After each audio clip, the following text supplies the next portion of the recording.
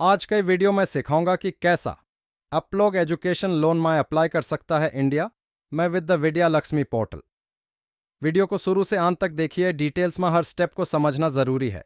ये शुरू करते हैं। सबसे पहले जो आपको काम करना है कि अगर भारतवर्ष में अगर एजुकेशन लोन चाहिए तो इसका जो माई बाप है वो है हमारा Vidya Lakshmi portal. Maximum 99% banks में विद्या लक्ष्मी पोर्टल से अप्लाई कर सकते हो। तो यहाँ रजिस्टर कर लेना। रजिस्टर करना बड़ा ही आसान है।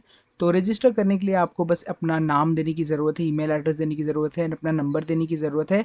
और उसके बाद कंफर्म करने के बाद आप लोगों के ईमेल में इसका आपका वेरिफिकेशन आ जाएगा। वेरिफिकेशन ईमेल पे आप जैसे ही क्लिक करते हो तो आप रजिस्टर्ड हो जाते हो ऑफिशियली यहाँ पर। तो अगर इसमें कोई इशू दिखता है तो साइट में हमेशा प्रॉब्लम होता रहता है, तो अच्छे से कर लेना इसे। तो ये ज़रा सा टाइम कंज्यूमिंग है, तो इसमें मैंने ज़रा फास्ट कर दिया इसको।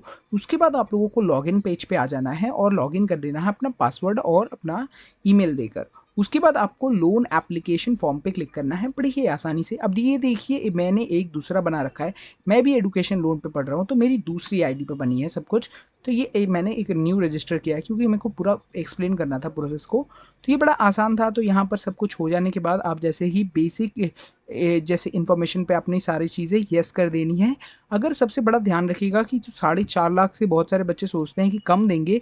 अगर इंजीनियरिंग सोच रहे हो या कोई प्रोफेशनल कोर्स सोच रहे हो तो 4.5 लाख से ज़्यादा दिखाना ही पड़ेगा तुमको, अदरवाइज़ मिलना मुश्किल होता है। तो इस दौरान पे देखिए मैंने नो किया तो यहाँ पर ऑप्शन ही नहीं आ रहा। मैं प्रोफेशनल कोर्स पढ़ रहा हूँ, टेक्निकल कोर्स, तो यहाँ पर मुझे येस करना पड़ेगा मजबूरी। तो यहाँ पर आपको 4.5 लाख रुपए लिख देने। अब देखिए यहाँ पर जो लिखेंगे ये किस्मत की लकीर नहीं होने वाली। तो सारे जो वेरिफिकेशन होगी वो पर्टिकुलरली पर्सनल बैंक के अंदर काम होगा। तो इसका ध्यान रखिएगा, ये एक जरिया है वहाँ तक पहुँचाने का। तो यहाँ पर मुझे क्या करना है, जैसे कि आपको बैंक जो भी इंस्टीट्यूट आप पढ़ते हो, यहाँ पर मैं कोई भी टेक्नो नाम सर्च करके देखते हूँ कितना सारे इंस्टीट्यूट आ गए। तो इनमें से किसी भी एक इंस्टीट्यूट को मैं सेलेक्ट कर लेता हूँ। ये मेरी दूसरी वर्चुअल आईडी है, तो यहाँ पर मैं कोई भी इंस्टीट्यूट सेलेक्ट कर लेता हूँ। यहाँ पर कोर्स भी आपको सेलेक्ट कर लेना पड़ेगा। जैसे ये पूरा प्रोसेस आप कंप्लीट करते हो तो आप इसके बाद दूसरी पेज पे जा पाओगे। यहाँ पर और भी कुछ और आप लोगों को यहाँ पर भरने की ज़रूरत नहीं है। तो ये इंस्टीट्यूट आपने सेलेक्ट कर दिया। अब आपको करना है सिंपली नेक्स्ट बटन पे क्लिक कर देना है। बड़े ही आसानी से इतना सब कुछ हो गया। एप्लीकेशन यहाँ तक ऑलरेडी सेव्ड हो चुकी है। तो यहाँ पर आप लोगों को सेव बटन पे नहीं, नेक्स्ट बटन पे क्लिक करना है। देखो फॉर्म फिल हो गई यहाँ पर। अब इसके बाद जो मुझे काम करना पड़ेगा दैट इज़ कि मुझे अपनी डिटेल्स के साथ कि मेरे पिताजी का नाम क्या है, साथ में मुझे एक पेरेंट को सेलेक्ट करना पड़ेगा। अगर आपकी माताजी हैं अभी तो माताजी को सेलेक्ट कीजिए। पर अगर माता पिता दोनों हैं तो मैक्सिमम केसेस में कोलैटरल के लिए, इसको कहते हैं कोलैटरल, जो आपके अगर आपको कुछ होता है तो फॉर एग्जांपल आपकी मम्मी पापा पे जाएगा, तो उसके लिए माता पिता के लिए मैंने पिता को सेलेक्ट कर लिया है। मैंने ऑफिशियल में भी पिता को ही सेलेक्ट किया था। तो यहाँ पर आपको पिता को सेलेक्ट करना है, सारे डिटेल्स भरने हैं, नाम, first name, last name, date of birth दोनों में दिखेगा। हमेशा ये सारी चीज़ों पे ध्यान रखना पड़ेगा, बेसिक चीज़ें हैं। तो यहाँ पर मैरिड स्टेटस पे आप सिंगल ही हो। अब क्या क्या पता आपका क्या हुआ है आपको ठीक है। तो माता पिता तो मैरिड ही होते हैं, तो मैरिड दे दिया मैंने। एडुकेशनल क्वालिफिकेशन जो है वो आपको 12 पास देनी है। अगर पिताजी ने भी किया है तो कर दो। मेरे पिताजी का कुछ कहना नहीं, वो तो स्कूल वूल से भागने वाले बंदे थे तो यहाँ पर सबसे इंपॉर्टेंट जो नेक्स्ट सेक्शन है कि पैन कार्ड का नंबर बड़ा ध्यान से देना। मैंने ऑफिशियल में दे रखा है पैन कार्ड का नंबर, बहुत इंपॉर्टेंट होता है। उसके बाद देखिए आप लोगों को यहाँ पर अपनी डिस्ट्रिक्ट सेट करनी है, एड्रेस देना है। एड्रेस बड़ा ध्यान से दें क्योंकि आधार कार्ड में जो होगा वही दीजिएगा। साथ में आप लोगों को डिस्ट्रिक्ट सेट करना है कि मेरा तो सब कोलकाता है, बड़ा आसान होता है मुझे हर चीज़ भरना। तो आपका क्या है मुझे ज़रूर कमेंट करके बताइएगा, तो मुझे पता भी चलेगा आप लोग कहाँ से हो। तो कोलकाता सभी जगह मैंने लिख दिया। कॉन्टैक्ट नंबर देना है, तो वो सारी चीज़ें प्राइवेसी है। तो अब पिन कोड बड़ा ध्यान से देना क्योंकि पिन कोड ही बताएगा कि कहाँ आप लोन उठा सकते हो। तो कुछ इतना ज़्यादा मैटर नहीं करता, पर फिर भी यहाँ पर आप लोगों को सेकंड सेक्शन पे जो भरना है वो है कि आपको आईएफएससी कोड भरना पड़ेगा, जो बहुत ज़्यादा इंपॉर्टेंट होता है। सो आईएफएससी कोड के लिए आप लोगों को यहाँ पर सबसे पहले कहाँ पर आपका अकाउंट है, अगर अकाउंट नहीं बनाया तो फिर से सोच लो, क्योंकि बच्चे मत बनो आप अकाउंट बना लो अपना।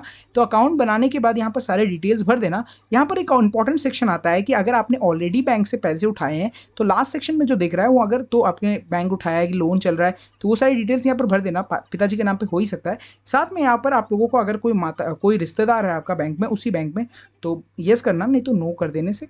सभी का नो होता है भाई, अपना तो नो ही है, अब क्या कर सकते हो, जनरल कैटेगरी पीपल तो यहाँ पर आप लोगों को जो आईएफएससी कोड है उसको सर्च करने के लिए बड़ा आसान सा प्रोसेस है। बैंक का नाम भरना है और साथ में आप किस सिटी में रहते हो, अगर ब्रांच नेम जानते हो तो वो भी भर के इसका आईएफएससी कोड निकाल सकते हो।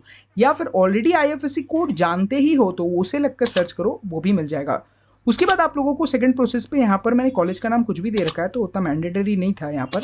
उसके बाद में यहाँ पर मैं क्या करता हूँ कि मैं मेरिट से ही मैनेजमेंट कोटा हूँ, मेरिट से हूँ। यहाँ पर 4 साल का कोर्स होता है, मेरे ज़्यादा वीडियोस, अगर आपके 3 साल का कोर्स है तो इशू नहीं है, आप अप्लाई कर सकते हो। कब से शुरू हो रहा है कोर्स, कब खत्म होगा कोर्स, कोई भी एक डेट दे दो, पर साल हमेशा ध्यान रखना, उतना ज़्यादा मैटर नहीं करता, ये कोई पत्थर की लकीर नहीं है, बैंक ही सब डिसाइड करता है।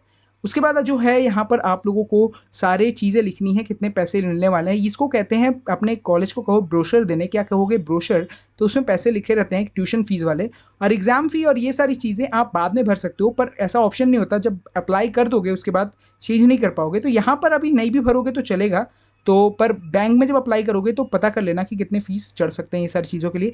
लैपटॉप भी अप्लाई कर सकते हो कंप्यूटर इक्विपमेंट सेंटर पे, उस सेक्शन पे मैंने 50,000 लिख दिया है, आप लोग कुछ भी लिख देना। अभी इंजीनियर बनने वाले हो तो 50-60 हज़ार के लैपटॉप नहीं लोगे तो फिर तो सोचो ही मत। और इसके बाद है कि आप लोगों को स्कॉलरशिप जो है, उसमें अगर स्कॉलरशिप का मतलब है कि आपने ऑलरेडी फर्स्ट सेमेस्टर का पैसा दिया तो वो भी लिख दो, वो डाल सकते हो। इसके बाद जो है बहुत ही ज़्यादा इंस्टॉलमेंट पे, तो ये आपका बैंक डिसाइड करेगा, बाद में भी आपसे चेंज कर सकते हो।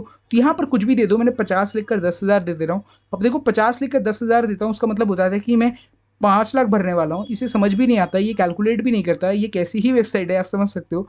डॉक्यूमेंट्स अपलोड करना है तो यहाँ पर आप लोग को मार्कशीट अपलोड करनी पड़ेगी। तो मार्कशीट के लिए आप कोई भी अपना मार्कशीट दे दो, और बहुत इंपॉर्टेंट है कि प्रूफ ऑफ एडमिशन जो होता है वो आपको देना ही पड़ेगा। इन्होंने ऐसा नियम निकाला है, पर बहुत सारे यूट्यूबर्स कहते हैं नहीं देना, तो यही चीज़ थी। तो यहाँ पर प्रूफ ऑफ एडमिशन के लिए आप अलॉटमेंट लेटर अभी दे दो, क्योंकि डोमिसाइल तो आपको मिली नहीं होगी। अगर मिल गई, नहीं मिली है, तो आप बैंक कॉलेज को एक लेटर लिख दो, जिस भी कॉलेज में हो चुका है आपका, तो आपको वो दे देगा अभी डोमिसाइल, तो 2-3 दिन में मेल करके दे देगा। उसके बाद वेबसाइट को कंफर्मेशन करो नीचे वाली, और उसके बाद उसे ओके कर दो।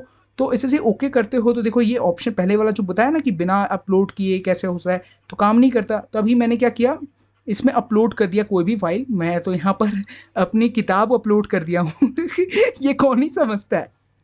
पर आप ऐसा मत करना, आप अगर ऐसा करोगे तो बहुत ही इशू आपको देखने पड़ेंगे, हो सकता है लोन ना मिले। तो आप बड़े ध्यान से भरना, क्योंकि ये मेरी तो ऐसी ब्लैंक है, तो मैंने ऐसे ही भर दिया है। तो यहाँ पर आप लोग अच्छे से भरिएगा, सारी चीज़ें अच्छे से दीजिएगा, मजाक में मत लीजिए, मैं ऐसे ही मजाक कर रहा था। तो ये सारी चीज़ों के बाद आपको कंफर्म कर लेना है, देखना है कि आपकी एप्लीकेशन फॉर्म को रिव्यू कर लेना है, तो आप कर सकते हो, मैंने रिव्यू नहीं करना। तो यहाँ पर मैं आपको ऑफिशियली भर के दिखा दिया कि ये फॉर्म आप कैसे भर सकते हो। इसके बाद ऑटोमेटिकली आपको येस करने के बाद आप यहाँ पर इस सेक्शन पे आ जाओगे, जहाँ पर आपको लोन अप्लाई करने मिलेगा, किस बैंक में अप्लाई करना चाहते हो, इंडिया के बाहर अप्लाई करना चाहते हो, ये सारी चीज़ें मैं होम स्टेटस पे आके आपको दिखाना चाहता हूँ। यहाँ पर सबसे एक अच्छा ऑप्शन मिलता है एप्लीकेशन स्टेटस का।